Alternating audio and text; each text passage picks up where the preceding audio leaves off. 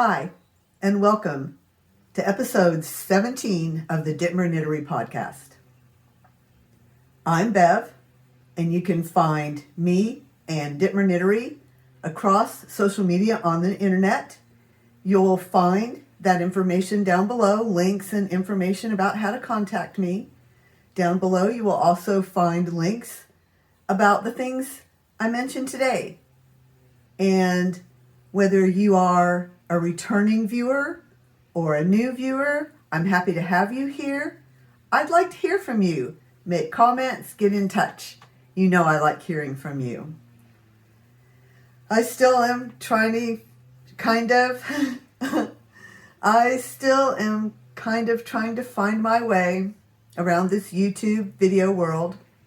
I probably will not be making any tutorials anytime soon.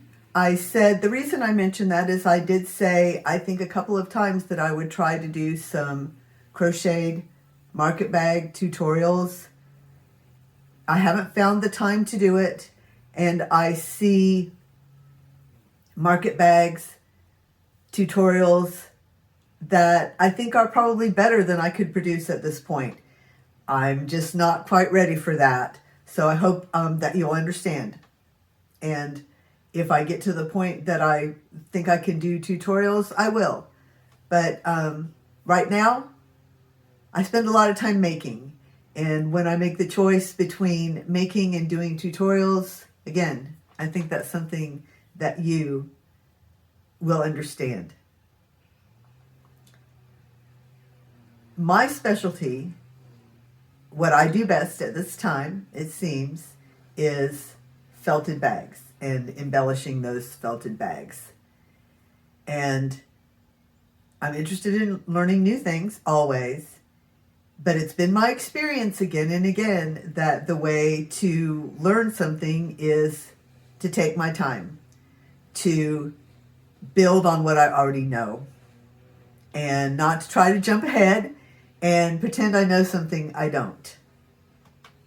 I recently showed my one Tunisian crochet project that I've done, and I did it many years ago. I expressed interest in learning more about Tunisian crochet, but I continued to delay. Although I looked at some books and I looked at some patterns and I watched a few videos, I wasn't quite ready to try it yet. Maybe because Tunisian crochet is new to me in almost every way. I can't pretend like I know it. I've done one project that was simple stitch, and maybe the joining in the border had some techniques. But really, all I can say I know is the simple stitch, and I can't say I'm good at that. I do love learning.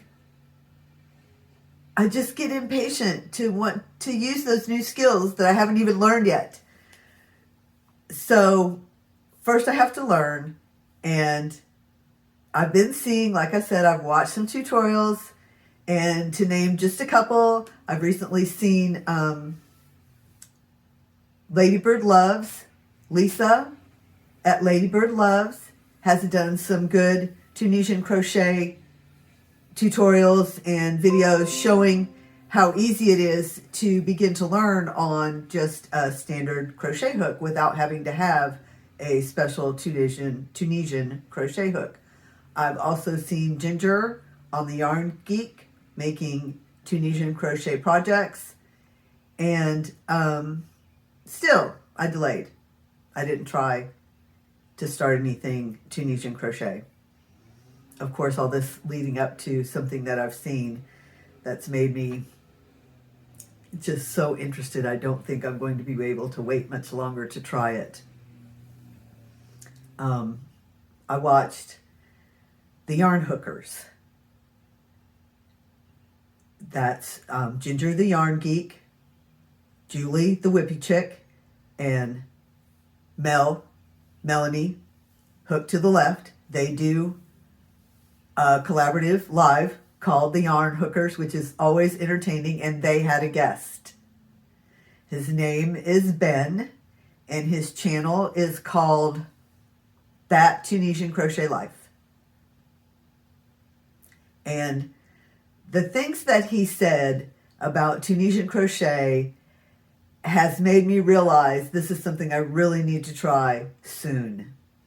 His enthusiasm for the craft, the art, and his desire to see it as a craft and an art separate from crochet and knitting is wonderful and intriguing, and I wholly support that idea and that trend, however we can, to say that Tunisian crochet is something different from knitting or crochet and an art on its own, a craft and an art on its own.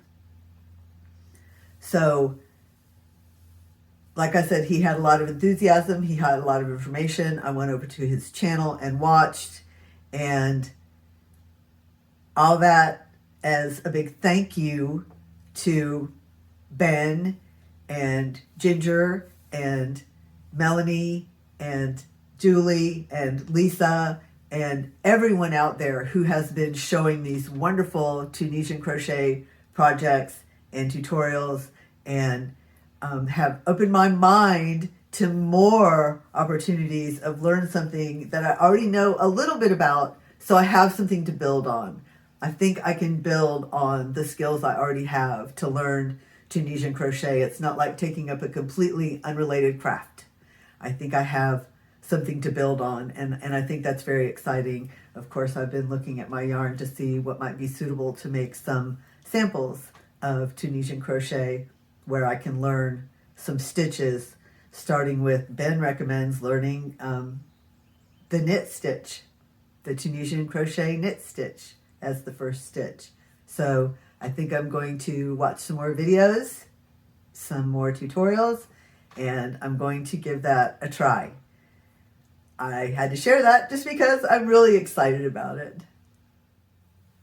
Right before I watched that Yarn Hookers Live, I started a project, another mosaic crochet project that will be a bag that I hope to felt. So if I hadn't started that, I probably would have started something Tunisian crochet. But I'd already started this mosaic crochet project and I want to show it to you. So I selected these yarns. I thought this would look really nice with this pink. That would create a great contrast for a mosaic crochet bag. And I had chosen kind of not a very complicated, kind of a simple mosaic crochet chart to start with. And I thought these two colors would look really nice together. And then I added this green color too, with the pink and the multicolor, thinking, well, I'll use the green, which does show up in this multi. I'll use the green to create the bottom of the bag and the strap of the bag, and I'll use these two colors, the pink and the multicolor, to create the body of the bag. And that way, I should have enough yarn, even though it's crochet and it will use a lot of yarn. By adding the green to make the bottom of the bag and the strap of the bag, then I should have enough yarn to make it all. And I'll talk about the yarn for just a minute. As I've mentioned before, I often use Patton's Classic Wool. It felts reliably. This color is called Harvest. The pink is Petal Pink, and the green is not Patton's. It is Galway, but it is also it's a Plymouth yarn, and it's one I'm familiar with. It's a worsted weight that felts well, and I thought it looked good in this project. And I got started on it.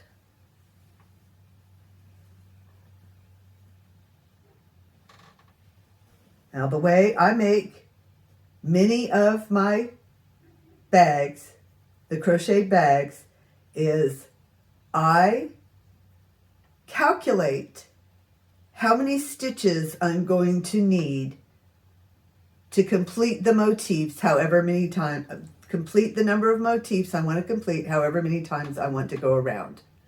So the Mosaic Crochet chart that I'm using is a 13 stitch repeat.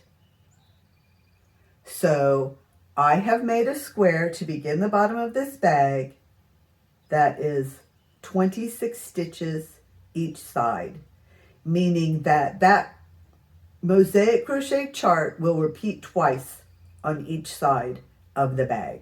And I calculated that when I began, and I made the bottom of the bag so that as I began crocheting in the round, I almost said knitting in the round, as I began crocheting in the round, I had the number of stitches that I needed to start the Mosaic Crochet part of it.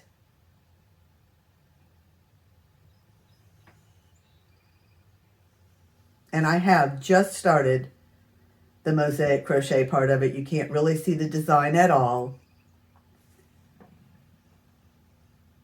but you can see the yarns.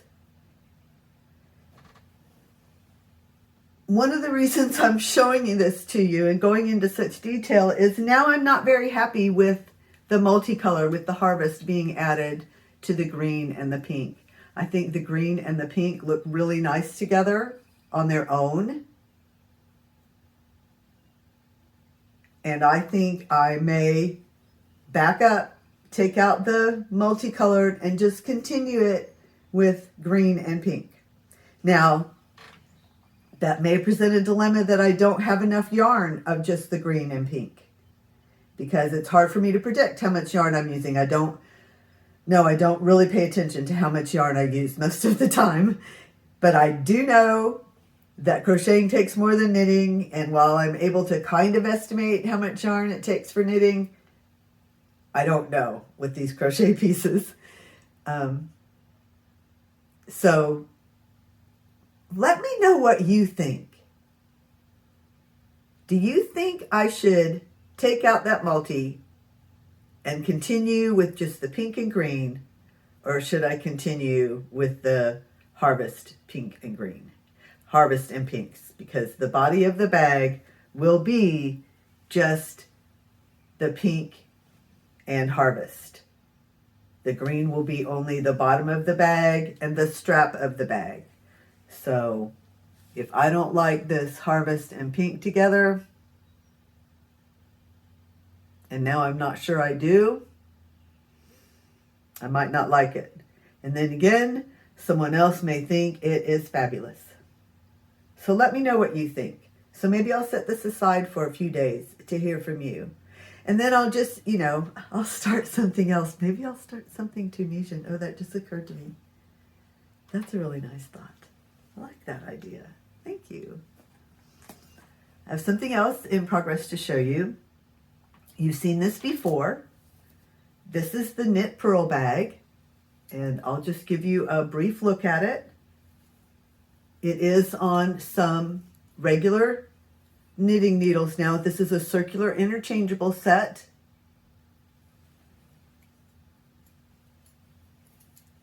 And I have seamed the sides where you really can't see that there's a seam there. I've seamed up both sides, and I'm almost finished knitting this top of the bag, which is, where you put your stuff in the bag. I have already knitted the long strap for the bag, and that's the next thing I'll do. I have just a couple more rounds, maybe only one more round of knitting around. I will bind this off, and then I will put this strap on the bag. I do have live stitches on a cord, so I can feed the strap into the bag, sew these ends together, and have a continuous strap in that bag. So that's good progress on that. It won't be long before it's ready to be hot water felted. Speaking of hot water felting, I have a couple of things to show you. One you've seen before, but I have put a strap on this little bag. It's a nice long crossbody length strap. It can be adjusted to be a shoulder bag or wrist bag because this strap does feed through the bag, opens and closes. And like I said, I'm pretty happy with this. This is my first crochet felting in a long time. So this is my first experiment since I started thinking about doing it recently. I think, correct me if I'm wrong, I think this is my first thing. And I'm quite happy with the results. There's a few things, of course, I would do differently because I learned, but I'm just really happy with it. Very happy to have that completed. I have another hot water felting project to show you. I showed you this last time on the last episode. I know I showed it to you unfelted. I've done a couple of videos lately that were kind of spontaneous, so not sure on which video I said what, but I know I showed this to you. And here it is. This is the maker bag. The pattern is by Affordably Crafty, and you can find it on Ravelry, and I will link to it. The pattern is by Kim Richard of Affordably Crafty, and she made the pattern to be made out of cotton to be a project bag. I made it out of wool, and I hot water felted it. And I think it turned out great.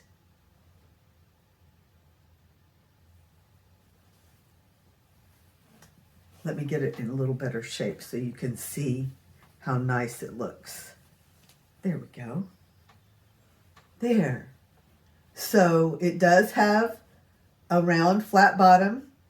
It does sit up on its own, empty. Like I can set it down on a chair on the floor, and it stands up on its own and stays open, and I can put stuff in it. I'm very, very happy with it. Some of the texture from the beautiful stitches in Kim's pattern does remain in this bag. It's very subtle, but you can definitely see the texture. It is quite large, a very nice project bag, overnight bag, whatever kind of bag you need. I originally made 2 drawstrings, but I think the one works just fine. So that's how I have it. I do have the other drawstring that I made. I felted it. I have it. I can put it in this bag if I decide that it needs it.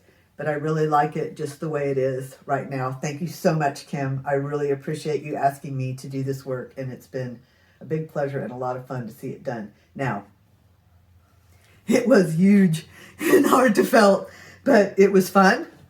And I got it done. And I learned a lot. And that's the point of the whole thing. Thank you, Kim. Yes, it was big and it was hard to felt. But I used a kind of yarn that I knew would felt. So even though it was a little bit difficult to handle, the wool behaved well and began to felt. And I could see I was going somewhere, even though it took a long time. I could see I was making progress as I moved along. And everything went well in that felting process. And it took all of one day and a little bit of the next day. And again, that's not continuously felting for days, but for doing the felting process, the agitating by hand for 15 to 20 minutes, and then taking a good long break, and then doing it again. So total agitating time, maybe 2 or 3 hours, until my arms feel like noodles. That's how long. And I do continue until I feel like that the wool is fully felted, that it probably couldn't felt much more, and it's a solid fabric. Of course, you can stop short of that. There's nothing wrong with that. But for something like this, that I wanted it to be a project bag that you could actually put your yarn and your things in and they would be secure, I wanted it to be a solid fabric, and it is. It's very, very nice. So that was a finished object. I showed you my works in progress. I have something else that's a finished object. I have a daughter, a lovely daughter. She has a wedding anniversary coming up. I tried to give she and her husband something related to the traditional anniversary gifts as the Google search of the moment shows. And I generally find something from Hallmark or the Things Remembered store, something like that, that they'll have modern anniversary gifts and they'll have a list, and they'll have traditional anniversary gifts and they'll have a list. And so I try to give them something off that list every anniversary. Sometimes it's a significant gift. Sometimes it's a very small gift. And this year I'm going to give them quite a modest gift, but I did make it by hand. And I think it's something that they will like. So they've been married. They will have been married for 12 years. And their traditional gift for 12 years is linen. So I created these coasters, mug rugs, out of linen yarn using linen knit stitch. There's two of them.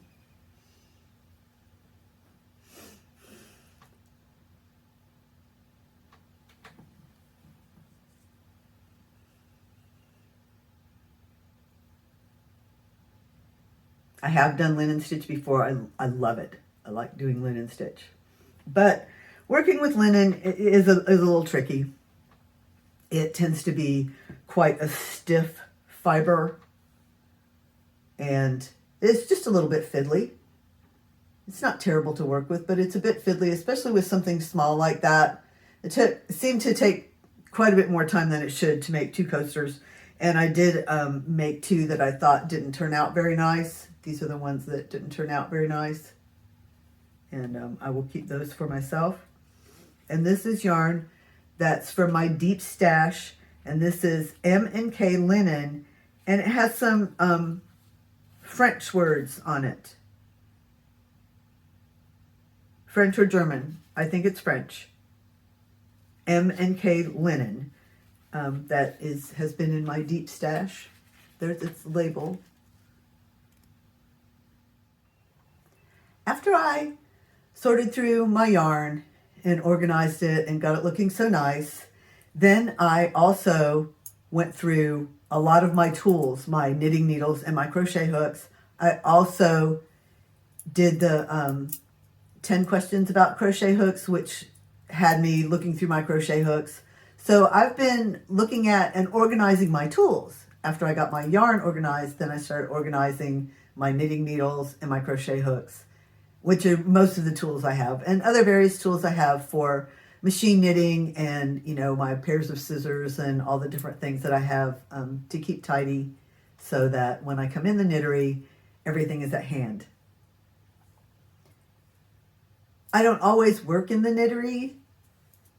Sometimes, a lot of times, I sit on the couch in front of the TV and I work, and I have a pouch like this. This is an old makeup bag. I don't think I ever kept, I think it came with makeup in it, and I immediately started using it for a Notions bag. And this one bag has scissors and crochet hooks and stitch markers and stitch counters and pencil and a little pad and just such a variety of things that if I have this little pouch, I'm pretty much ready to go from the knittery to the living room or wherever I want to go. I have my tools here with me. It has a hem gauge, it has a needle gauge, a hook gauge, just about everything I need, a tape measure to get me from one place to another. So it usually stays with the project I'm working on, this little pouch. So when I gathered up my crochet hooks the other day to talk about them, and as I began to go through them and think about what I had, I realized I had this bag and maybe even a couple of other bags setup like this with a bunch of tools in them that I can just pick up and know that I have just about everything I need to knit or crochet or sew. Sew by hand, of course. And when I say sew, I mean usually to sew knitted or crocheted pieces together. So I'm sewing with a large needle and yarn. That was just to clarify, a tiny tangent about sewing. So I can sew on a machine, but I haven't been. And would like to do that, but I spend too much time knitting and crocheting to have time to sew on my machine. Back to my notions pouch and my realization that because I had tools scattered all over in different places, I hadn't talked about all my tools and I hadn't thought about them as much as I would like to have. So all this talking about them, getting them organized, made me start to notice my tools, in particular my crochet hooks, because I think I pay more attention to my knitting tools, and my crochet hooks were, as I mentioned, just a crochet hook is a crochet hook.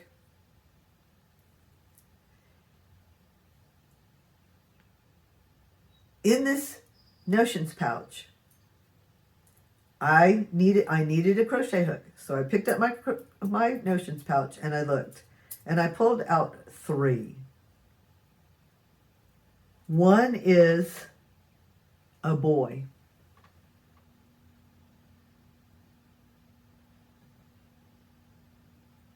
And that's a G. One is a Susan Bates.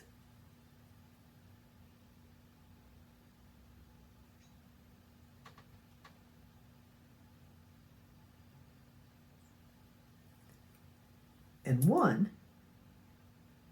is a hero. And I did not realize I had this variety of hooks right here in my notions pouch, where I take out the tools and use them and stick them back in there all the time. So I often use these hooks. That's why they're in there. I use them to finish off knitted items, to crochet that strap. Whatever I need, when want a crochet hook at hand, I stick my hand in there and this is what I get. So seeing how these hooks differ in shape, I understand better the different types of hooks. And I know these are not the only types of hooks, but I thought it was interesting that I found such great examples right here at hand after I said, well, I don't know much about crochet hooks, but I have all these. And now I know that there are times when I pull out a certain hook and I begin to crochet with it, I realize that the head and the shaft are not the right shape for the yarn I'm using in the project I'm doing, and I'll set that hook aside and go find another one to use.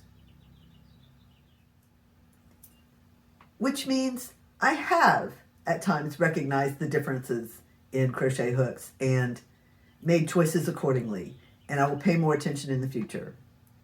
Also in the future, I will show you my organized hooks and knitting needles, but that would be too much for today. I had a couple of other things I wanted to talk about, but as usual, I have gone off on a couple of tangents and rambled a bit, and maybe I'm running long, but I enjoy talking to you so much and sharing my enthusiasm and thanking you for your enthusiasm, for your comments, for your participation in this welcoming, warm, soft, fuzzy fiber community. Thank you for being here. Thank you for having the patience to watch if you've watched to this point. Be here and now.